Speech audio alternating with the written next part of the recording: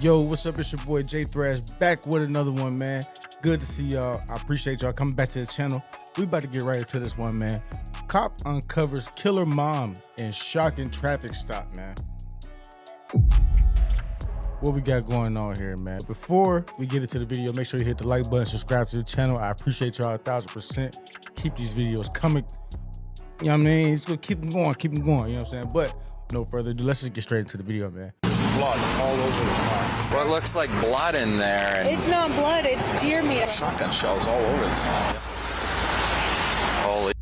In all the cases we've covered on this channel, this case is by far the most upsetting we've come across. What follows is never-before-seen body cam footage as police make a routine traffic stop and discover a truly chilling scene. We'll also show you exclusive security footage, capturing the victim's last moments alive. But first, an investigative report on what led up to this tragic incident and the many ways it could have been prevented. Be warned, we will be covering the flaws in child protective services surrounding abusive parents and why those services need to focus more on helping the victims in these cases over their abusers.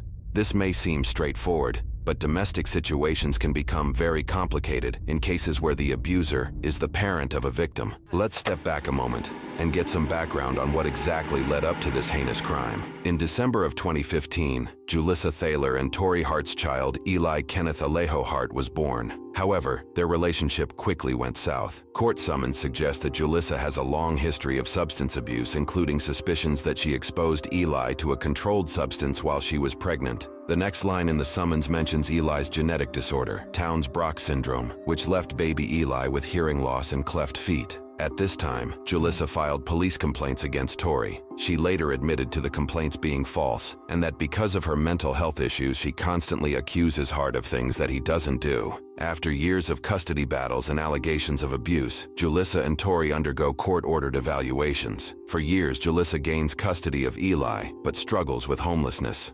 In October 2020, Dakota County Social Services find Eli at Julissa's decrepit home, naked and without hearing aids. The social worker on scene could not locate shoes or clothes for Eli outside of a single set of pajamas. DCSS found a flooded upper floor bathroom, eggs broken and smeared throughout the main level, and food in various stages of decay around the main floor. Julissa is hospitalized for mental health issues, but Eli is returned to her care afterward. Around 3 months later, Child Protective Services again took Eli and placed Julissa into custody on a mental health and welfare hold. Julissa was presenting signs of psychosis and claims that she was hearing voices related to self-harm, among other paranoid delusions. This time, Eli was found with matted hair, cuts on his arms, and without his hearing aids. According to a court summons, Dakota County Judge Timothy Wormiger found it contrary to the welfare of Eli to permit him to remain in Julissa's care because of these 8 reasons, which includes Eli's risk of harm, his lack of food, clothing, shelter, and education, along with Julissa's criminal history and psychosis. Over the next few years, Julissa again and again proves she's not fit to be a parent. Throughout, Tori continuously signals to officials his concerns, which continue to go unheard. Here are just a few things Julissa has done, according to a court summons and numerous reports. Julissa told a story of dropping Eli's sippy cup off the side of a cliff in Colorado when he was younger. Her solution? She tied a rope to herself and climbed down to get it, leaving Eli unattended, open to the possibility of him falling off the cliff to his death. Man, get the... Man, what? This is terrible, bro. What are we talking about here, bro? What? I have a story that I'll save to the end of the video, and it's about my son and similar situation, right? Not as extreme, but similar, though. During visitation, Julissa berated Eli for the problems in her life and relationship, blaming him for the rotten food in her home, even after rotten food continued to exist in her household. After Eli was taken into foster care, Julissa told a social worker she can't eat or sleep and that she was living off Mountain Dew and cigarettes. After Julissa's visitations, Eli would have bathroom accidents, which was not typical for him. Julissa showed Eli disturbing videos she took of cat feces, along with images of naked women. Julissa gifted Eli a smartwatch and would call and text him during Tori's visitation time. In the time Julissa needed to better herself for the court to gain custody of Eli, she had the police called on her over 20 times in a 10-month span. Julissa set up a noise machine in her home because she believed neighbors were spying on her. Julissa submitted numerous false police reports of Tori, claiming he was stalking her and was on methamphetamines. Both these accusations and more were disproven. During DCSS visits to her home, Julissa was found to be raising ducks in her living space, despite her attempts to hide them during inspections. 2 separate landlords kicked her out for causing problems. Julissa reportedly drove erratically when dropping Eli off at school, speeding on multiple occasions, and supposedly left tire marks on school grounds. While at school, Eli told teachers he didn't sleep the night before when he was with Julissa. His behavior also reportedly dropped dramatically at school when he was under her care. Julissa lied to the court about buying tickets to Disney World and did so in hopes that it would expedite the custody process to allow her to leave the state with Eli. Julissa stole prescription drugs, and during court-ordered drug tests, she consistently failed. She also failed to keep up with court-ordered therapy sessions and parenting classes for over a year, and was given multiple 60-day extensions by the court to fulfill those requirements. Throughout all of Julissa's troublesome actions, Tori voiced his concerns for years to officials for the sake of Eli's safety. According to a court summons, here's some communications Tori sent to officials about his custody case and Julissa's actions. I do have concerns with her mental state that she could do something drastic. The whole purpose of this is to protect Eli, yet I feel he is now being put at risk. What kind of damage is this doing to Eli? This is terrifying to me and upsets me that Eli continues to have to go through this. How is Oh man, it's so wild. Like the system really does not care about fathers, and like when we voice concerns, they take too long. They really take too long. This supposed to be stuff like this supposed to be open and shut, man. Put the kid where the kid need to be. Too many times do they just give unfit mothers the benefit of the doubt because they stuck with them for 9 months. You know what I'm saying? Because they was pregnant for 9 months and they had, you know what I'm saying, this connection that nobody else can ever have with the child. And they give them all of that. And you know, their bodies go through so much and they got to go through. I understand all of that. The birth of process. I understand all of that stuff. And then, you know what I'm saying? But at what point do you care about the child? I went through this already.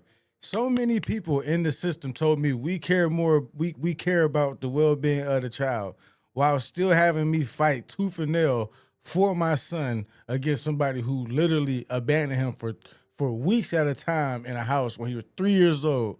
You know what I mean? With 2 other kids. It's just wow. Sorry, y'all. this okay? How will Dakota County monitor Eli's safety and well-being now? Eli is in danger every day he is with her. My son is not safe with her. Who is protecting Eli? Even Eli's caregiver addressed concerns to officials saying, I feel so bad for Eli. I feel he will be injured or worse being back with his mom. Due to Julissa's false allegations against Tori, he agreed to comply with a safety and permanency plan in order to secure permanent custody of Eli. This included completing domestic violence and parenting classes, randomized drug testing, a mental health assessment, and adhering to an order for protection. In contrast to Julissa, Tori fulfilled all requirements. DCSS reported positive visitations with Tori, noting Eli's happiness, energy, and enjoyment during their time together. According to a court summons, DCSS reports can be quoted that, during these visits with Mr. Hart, Eli is noticeably smiling, talkative, energetic, and he seems to enjoy them. Despite the countless negative reports on Julissa and the positivity and capability of parenting shown by Tori, the court system continually pushed for reunification of the child with their mother over the father. Fast forward to March 2022. Tori filed for custody of Eli in Hennepin County Court, possibly to change the jurisdiction due to concerns about the current court's handling of the case. However, Hennepin Court said they couldn't grant custody due to the ongoing case in Dakota County, and could only move forward if the Chips case were to be dismissed. Within days, the court moved to dismiss the Chips file. Unbelievably, on May 4, 2022, the same defendant who filed all those negative reports against Julissa pushed to remove Eli from court supervision and into reunification with Julissa. Reports made on a later date cited the defendant had no immediate concern for Eli's physical well-being at the time. At this point, Eli had been in foster care for 466 days. Despite the recorded evidence that Julissa was not fit to parent Eli, Dakota County Judge Tim Wormiger removed Eli from the county's protection on May 10, 2022. Court summons show that a Dakota County social worker and one of Eli's court-appointed guardians both recommended that Julissa be reunified with her son. Adding more devastation to this case, a hearing was set for the very next day on May 11th, as an opportunity for Tori to raise immediate concerns to prevent the reunification. Unfortunately, the hearing was canceled, robbing Tori of this valuable opportunity. 6 days later, on May 17th, receipts showed Julissa would purchase a shotgun with what was likely dozens of rounds, along with a revolver. The receipt even thanks her by name for the purchase. Just 3 days later, on May 20th, 2022, Julissa would be found driving a vehicle that was missing a tire and had its back window smashed open. Officers would soon pull her over. Bro.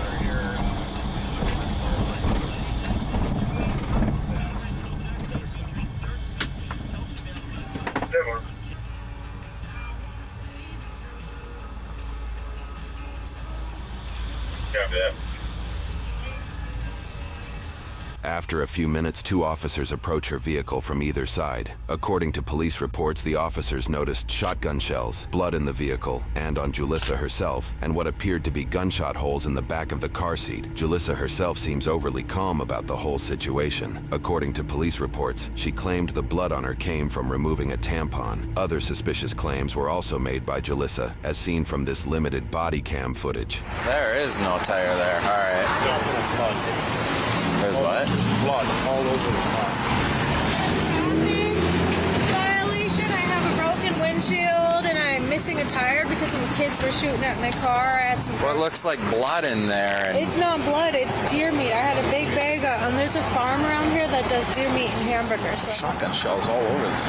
yeah. Despite the the incredibly hell? questionable scene the officers discovered Julissa in, the officers decided to release her, personally chauffeuring her a ride home to her apartment. The officers who work in Hennepin County What the hell we talk about here? They released a woman who had blood in the back seat and shotgun shells. Just what?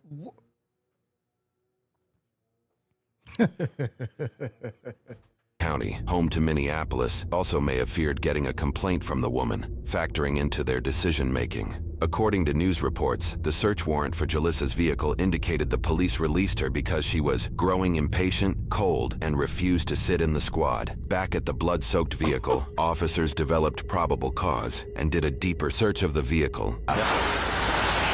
Holy.